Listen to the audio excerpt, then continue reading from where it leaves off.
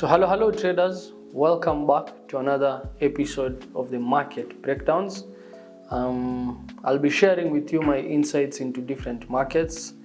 This month has been, I think the last 2 months actually, from the start of August when we had the Bank of Japan starting their interest rate hikes, and we also saw the change in the political landscape in the US when Biden officially decided to step down and Kamala stepped in. And we've seen quite some shifts, quite some changes in what is happening there. We probably even now don't know who is very likely to win.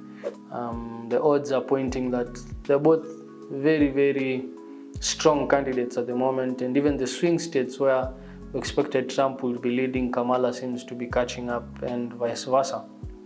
So this week we have a couple of things coming in. First of all, last week we saw US inflation cooling down to the levels that the Feds have been looking for inflation to come back to. Definitely we are not at 2%, but I think the trend is quite clear. It's settling in the right direction. Besides that, we saw the ECB cut by 25 basis points and by 50 basis points for the refinancing rate. So we've seen some big changes which have catapulted markets into new highs. So gold breaking out to new highs never ever seen in the history of the markets. I think gold has traded at 25.85 as of this moment, 2600 incoming, and I wouldn't be shocked by a move to $3,000, especially as this rate cycle is just beginning. For those who are starting trading, you might think gold has trended long. You might think gold has trended upwards for long enough time, but for those who have been trading for a while, we do know that when trends develop, trends can really last, and trends can really move, and momentum can really push markets towards a particular direction. So I am personally very bullish on gold. I expect $3,000 to be attained before the end of this bullish cycle. We've seen markets like oil also trading at around $70 a barrel.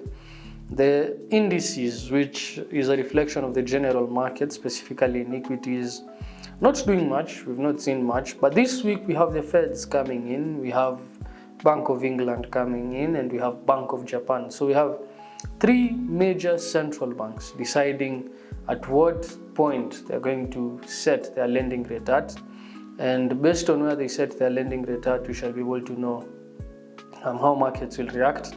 Markets are pricing in a 25 basis points cut. I think there's a chance we could get 25, probably 50. But I think before the end of the year, a solid 50 is already on the table. And if a solid 50 is already on the table, I think prices have to reevaluate, recorrect. And we have seen that taking place already. If you look at markets like the pound, coming back up to trade at 1.320, the euro 1.1126, the yen sliding completely. The yen has lost, I think, from around 160, which was the top. The yen is currently trading at 140, which has been the lower price on the yen.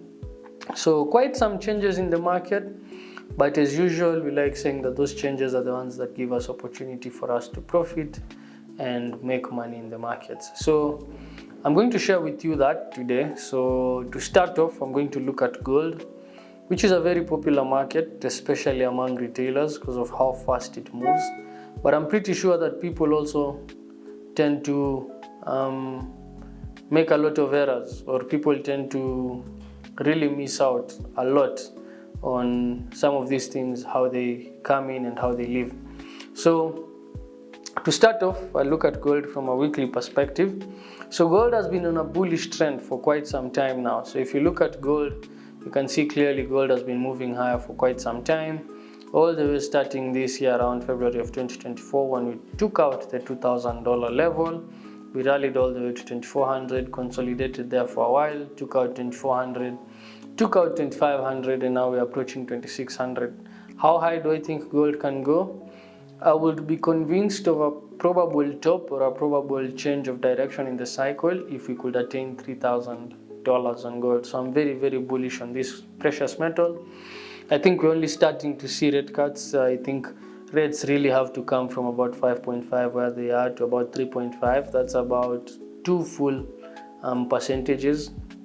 If we're going to see that change, 2 full percentages taking place, I think markets have to reevaluate and recorrect and come back with new valuations.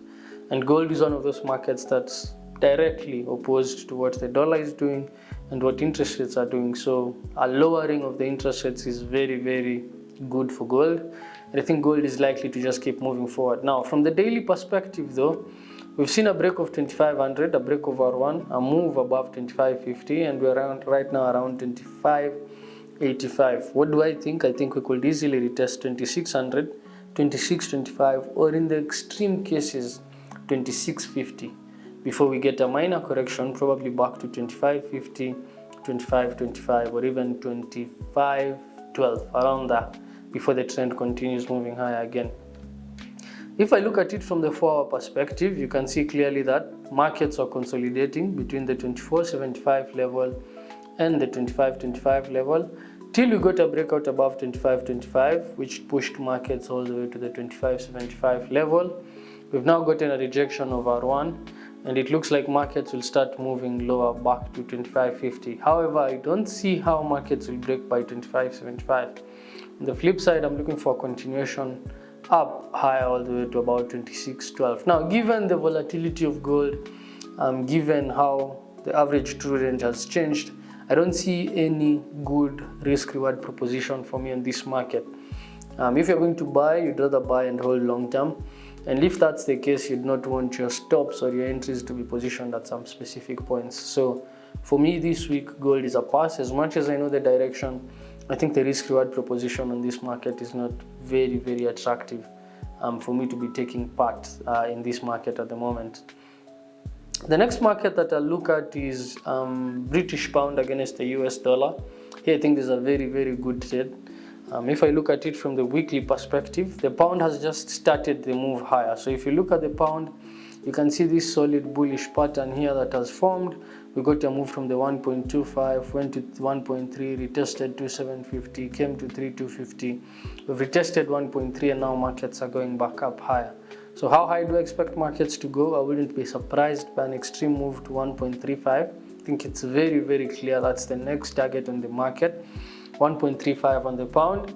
If I look at it from the daily perspective, markets had a flag formation around the fair value area. We've gotten a breakout of that after the cuts that took place last week by the ECB. You can see that right now on Monday as I'm doing this, the pound is already trading quite significantly higher at around 1.320. So I think we could see a move to 1.3375 before the end of this week, probably even 1.35, which is the next upside target. On the 4-hour time frame, we had a flag formation again coming in line with S2. 1.3 actually is a very good entry level. You can see the markets triggering the level, coming back up. Then you got a solid move higher with where markets now are trading at around 1.32. So at 1.32, we could see either see a move to 1.325. If we break 1.325, we could see markets visiting 1.3375. A correction is also possible to 3125 or the fair value area before the trend continues, but also a solid trend continuation is very, very probable as the markets have a lot of momentum behind them and fundamentally the catalysts are pointing to the right direction. So we could see a very, very strong and extended move on the pounds taking us to 3375 by passing 325. Next market I'll look at is the euro.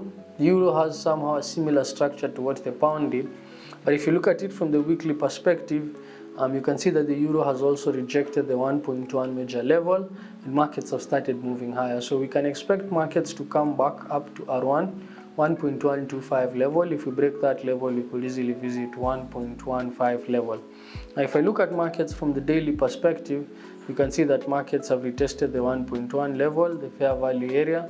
We've gotten strong momentum coming in. Again, you see a clear path to 1.1250. It's all about the risk-reward proposition. The direction is intact, but the risk-reward proposition, the entries is what you should really try to figure out. So if you look at it from the 4-hour perspective, you can see what markets did. We had a flag formation, correction to 1.1, trend continuation, and now markets have attained the 1.1125 level, which was the next upside target. So next market I'll look at is dollar yen. Dollar yen has done quite well over the last few years, not quite well, quite poorly. So the yen has lost a lot of value, taking markets all the way to 160.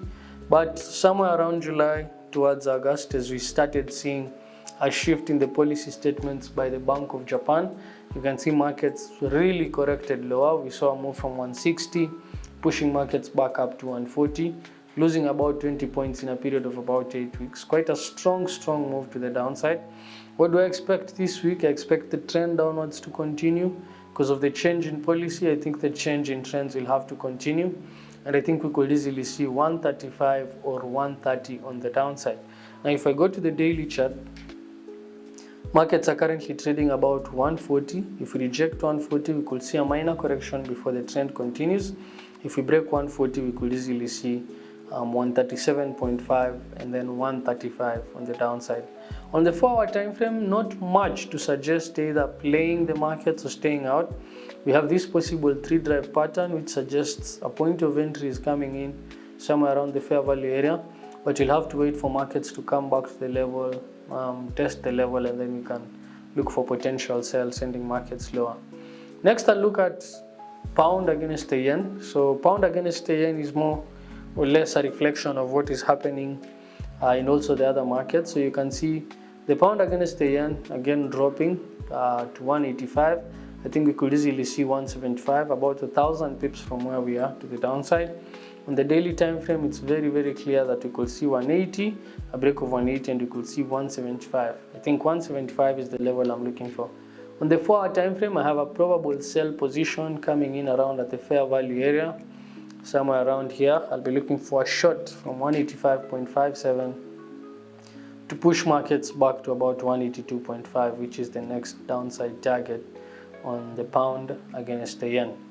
Then the final markets that I'll look at are the indices. So if I look at US 100, so if you look at the daily perspective, you can see US 100 has just left the fair value area and it's been moving higher. So we could easily see markets coming back to R1 and R2, retesting the new critical levels on the upside. 20,000, 20,500 are the levels to be retested.